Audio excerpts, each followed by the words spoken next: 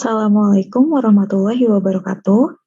Saya, Anissa Silviana, dan rekan-rekan saya, Faisal Geraiti, Sri Purwaningsih, dan Desi Sri Ayu, kami akan mempresentasikan Keys to Good Communication. Komunikasi merupakan bagian yang penting dalam kehidupan.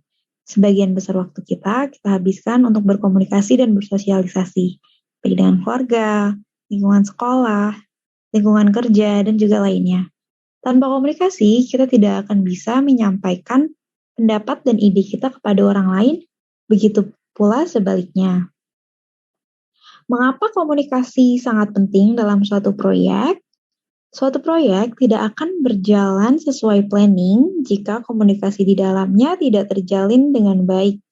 Sehingga wajar apabila banyak manajer proyek yang menghabiskan sebanyak 90% dari waktunya hanya untuk berkomunikasi agar dapat memahami satu sama lain dan juga untuk menghindari adanya miskomunikasi.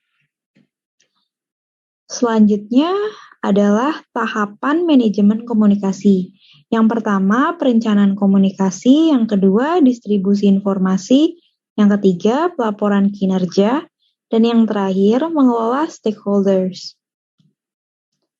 Proses utama dalam manajemen komunikasi proyek. Yang pertama, ada perencanaan komunikasi manajemen. Yang kedua, mengelola komunikasi. Yang ketiga, mengontrol komunikasi.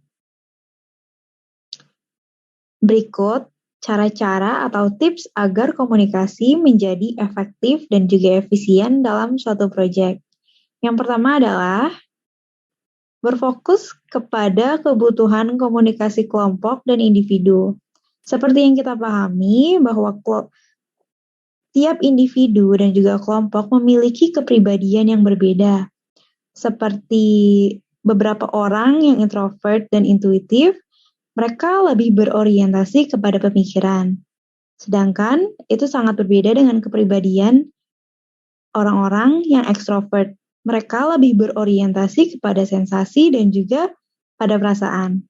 Oleh karena itu, penting untuk menyediakan beberapa metode komunikasi agar dapat dimengerti dan dapat dipahami oleh tiap kelompok dan individu.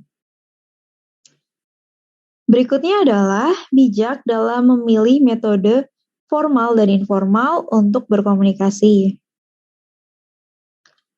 Selanjutnya, mendistribusikan informasi penting dengan cara yang efektif dan tepat waktu. Mendapatkan informasi yang tepat untuk orang yang tepat pada waktu yang tepat dan dalam format berguna itu sama pentingnya dengan mengembangkan informasi.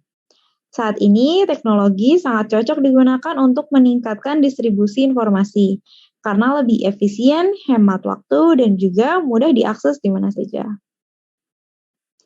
Selanjutnya adalah pintar dalam mengatur situasi dan kondisi untuk mengkomunikasikan berita buruk.